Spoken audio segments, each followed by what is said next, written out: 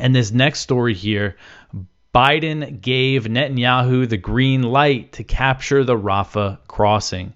So Axios reported on Tuesday that President Biden and Israeli Prime Minister Benjamin Netanyahu discussed Israel's plans to capture the Rafah border crossing in southern Gaza before the Israeli military launched the operation.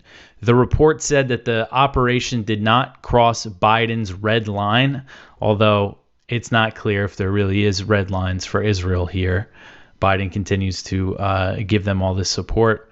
U.S. officials have said that they're opposed to a major operation in Rafah.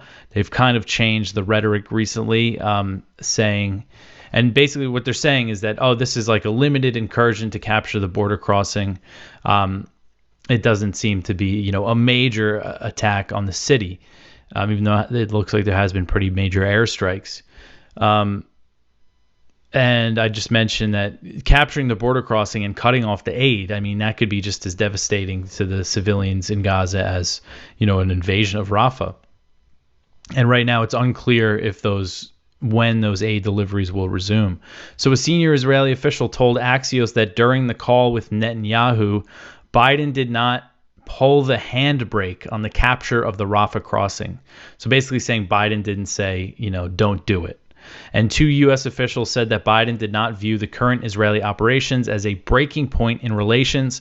And then John Kirby, the White House National Security Council spokesman, he basically said during a press briefing that the U.S. approved this operation, that they didn't have a problem with it.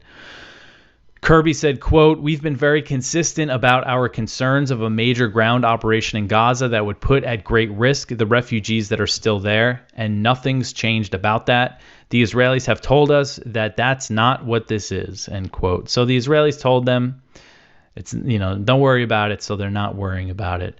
He said that Israel assured the U.S. that the operation was, quote, "of limited scope, scale, and duration and aimed at cutting off Hamas's ability to ship arms across the Rafah border," end quote. But what about the aid shipments? They haven't had any, and Israel has been inspecting all the trucks entering Rafah anyway. They first stop, I think, at the Kerem Shalom crossing, and they get inspected, and then they go over to Rafah. So, we see the U.S. saying that they've been so concerned about the aid getting into Gaza, but I didn't see any sort of concern about the aid deliveries being cut off through Rafah. Israeli tanks and soldiers took the border. That was just kind of a summary of what happened. But so, we've kind of seen this narrative that Netanyahu defied Biden by ordering this operation, but it turns out he ran the plan by him before he actually launched it.